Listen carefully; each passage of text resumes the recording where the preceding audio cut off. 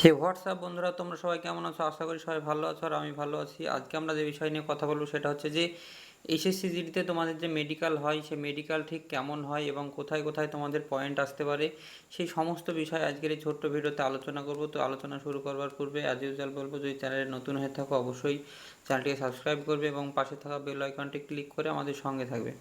আর একটা কথা, তোমরা যারা চাইছো প্রি মেডিকেল ক্যাম্পের জন্য আসতে, তারা আমাদের সঙ্গে যোগাযোগ করতে পারো।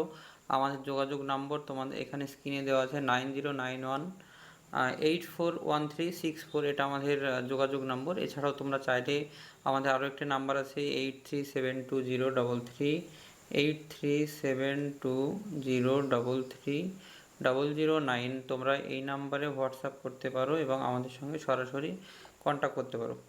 সর্বপ্রথম যেটা বলবো যে এসএসসি জিডিতে তোমাদের মেডিকেলে একটি ভাইটাল পার্ট হচ্ছে যে তোমাদের চোখ। এই চোখ হচ্ছে যে তোমাদের মোট চোখের দুটো জায়গায় তোমাদের বিশেষভাবে পয়েন্ট দেয়। একটা হচ্ছে তোমাদের ডিস্টেন্স বলি আমরা, আর যেমন তোমরা এখানে দেখতে পাচ্ছ এই লেখাটা বড়োভাবে আছে, তার নিচে যদি দেখি আমরা এই যে এফপি এটা একটু ছোট, তার নিচে এই TQZ এটা একটু ছোট, আস্তে আস্তে কিন্তু এই যে লাস্টের লাইনে এটা তোমরা দেখতে পাচ্ছ। তো এটা হচ্ছে যে ডিস্টেন্স বলে। ডিস্টেন্স হচ্ছে তোমার অনেক সময় 6-9 হয়, অনেক সময় 6-12 হয়, অনেক সময় 9-12 হয়, অনেক সময় 6-24 হয়। মানে তোমার একটা চোখ হয়তো 6, একটা চোখ হয়তো 24, এরকম হতে পারে। তো এই জন্য এগুলো তোমরা অ্যাডভান্স দেখে নেবে। যদি কারো সমস্যা থাকে, যদি কারো 6-6/9 থাকে, সেক্ষেত্রে কিন্তু তোমরা যদি চশমা নাও সেক্ষেত্রে তোমাদের এটা সারিয়ে যাওয়ার প্রবল সম্ভাবনা থাকে। আর তারপরে আমরা যেটা কথা বলবো এই চোখেরই আরও একটা বিষয়, সেটা হচ্ছে যে এই কালার ব্যান্ড বই, এটা তোমরা দেখতে পাচ্ছ।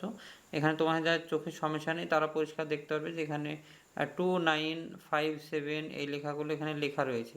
তো যদি তোমাদের এইটা তোমাদের যদি সমস্যা হয় তাহলে অবশ্যই তোমাদের সমস্যা বর্তমানে জটিলতা রয়েছে। আর তার 3 নম্বরে যেটা দেখে সেটা হচ্ছে দাঁত। এসএসসিতে দাঁতে কোনো রকম নাম্বার কোনো রকম থাকে না মোটেও।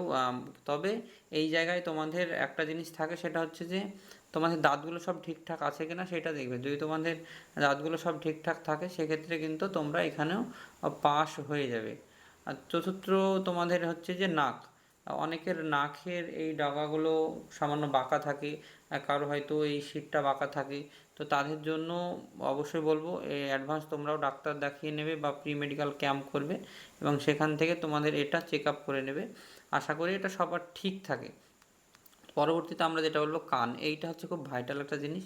কারণ কানটা অনেকের কি হয়, ছোটোবেলাতে হয়তো অনেকে জলের হয়তো কানে জল ঢুকে যে পর্দায় কোনো সমস্যা হয়, অথবা কারো হয়তো ময়লা বার করার জন্য কাঠি দিতে গিয়ে সেখানে সমস্যা হয়। তো এই সমস্যাগুলো যাদের আছে তারা অবশ্যই অ্যাডভান্স ডাক্তার দেখে নেবে এবং এগুলো সারিয়ে নেওয়ার চেষ্টা করবে। এখানে যেটা তারপর যেটা মেন যে বিষয়গুলো সেগুলো এবার শুরু হবে, এটা হচ্ছে যে তোমাদের হাতের ক্যারি অ্যাঙ্গেল বলে। এই যে এই জায়গাটা দেখছো একটা বাঁকা রয়েছে, এই জায়গাটাকে ক্যারি অ্যাঙ্গেল বলছে। যেটা সম্ভবত, সম্ভবত না, যেটা হচ্ছে যে তোমাদের অধিকাংশ ক্ষেত্রেই 17 থেকে 20-র মধ্যে থাকলে কিন্তু ফিট করে, বা 10 থেকে 20-র মধ্যে থাকলে ফিট করে। তবে অধিকাংশ মানুষেরই হয়তো 15, 16, 17 এরকম হয়।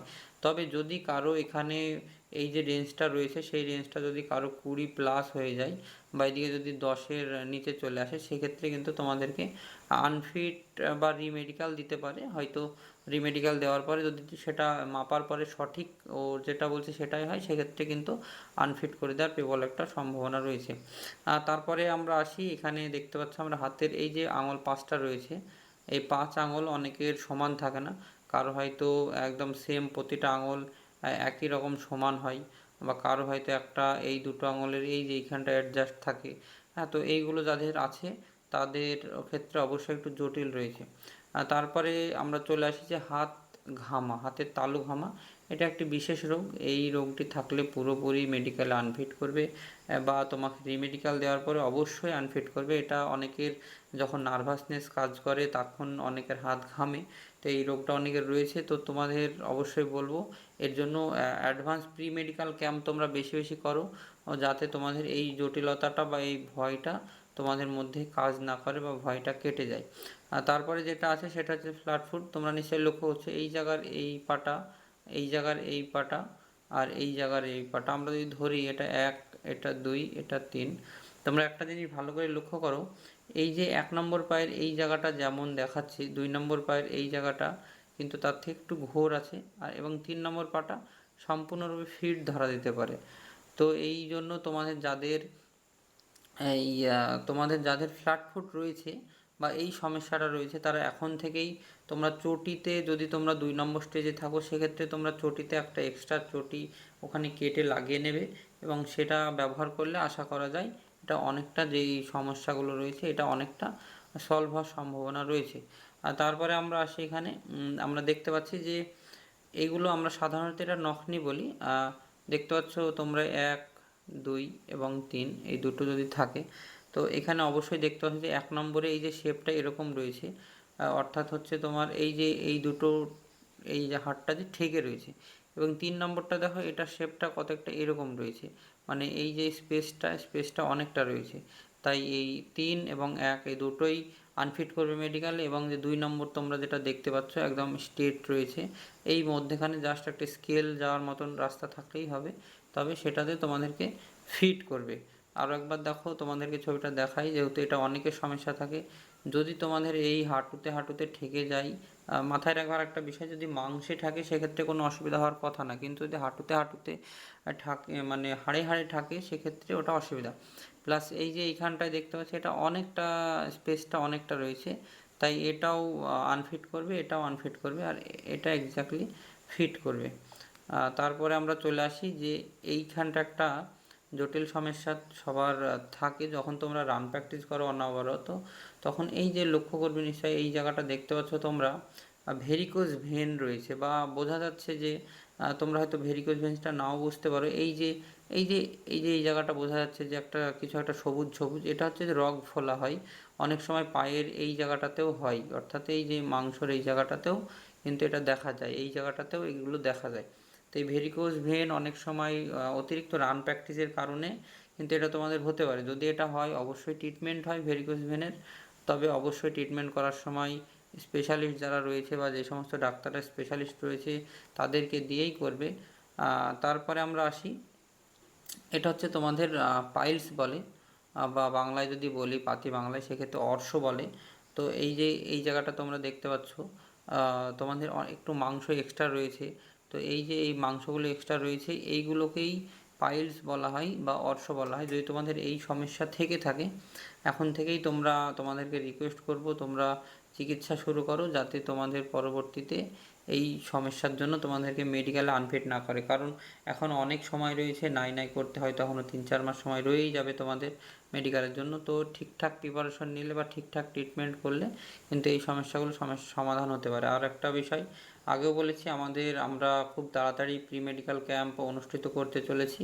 তোমরা চাইলে আমাদের সঙ্গে যোগাযোগ করতে পারো, আমাদের যোগাযোগ নম্বর উপরে দেওয়া আছে, এবং এখানেও দেখতে পাচ্ছ, আমি এখানে নোট করে দিলাম 8372033009, এটাতে হোয়াটসঅ্যাপ করতে পারো, অথবা তোমরা চাইলে এই যে নাম্বারটা রয়েছে এখানে, এই নাম্বারটাতে তোমরা আমাদের সঙ্গে সরাসরি কন্ট্যাক্ট করতে পারো।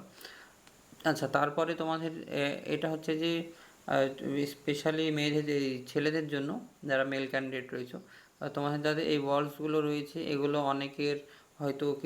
অনেকের বড় ছোট হয়। তো যদি বড় ছোট হয় সেক্ষেত্রে অবশ্যই এটা তোমাদের আনফিট করবে, দুটো সমান হতে হবে তবে তোমাদের এটা ফিট করবে। এটা অবশ্যই তোমরা নিজেরাই বুঝতে পারবে তোমরা আপাতত কোন পর্যায়ে রয়েছো। আচ্ছা, তারপরে এটা মেয়েদের জন্য স্পেশালি যাদের তোমাদের এটা কোনো রকম স্তন ক্যান্সার আছে কিনা সেটা এখানে চেক আপ করা হয়, মেয়েদের জাস্ট এটাই এক্সট্রা করা হয়, আদার্স সব কিছুই সেম প্রায়। এখানে মেয়েদের যে অনেকে বলে ভার্জিনিটি টেস্ট হয় না, ওসব কোনো কিছু হয় না, তবে প্রেগনেন্সি টেস্টটা অবশ্যই হয়। আর তারপরে তো তোমাদের নর্মালি প্রেশারটা মাপবে, এটা স্বাভাবিক, এটা তোমরা জানবে। এছাড়াও তোমাদের ইসিজি হবে, এছাড়াও তোমাদের যে নিউরন আছে সেটা নেবে।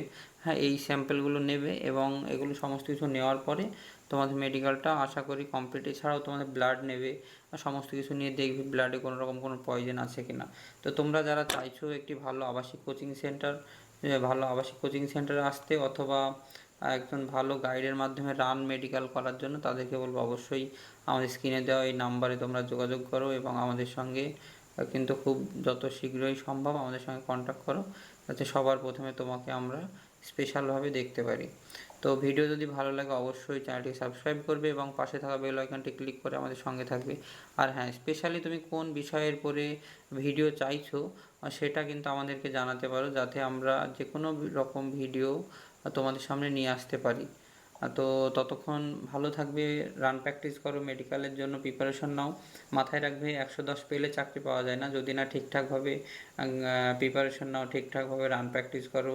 সব কিছু প্রতিটা বিষয়ে অ্যাভারেজ হতে হবে তোমাকে। আর যেমন তুমি মার্কসও পেতে হবে তোমাকে 110, তেমন তোমাকে রানও নিয়ে আসতে হবে 23 মিনিটে, মিনিমাম 23 মিনিট 59 সেকেন্ডের নিচে নিয়ে আসতে হবে।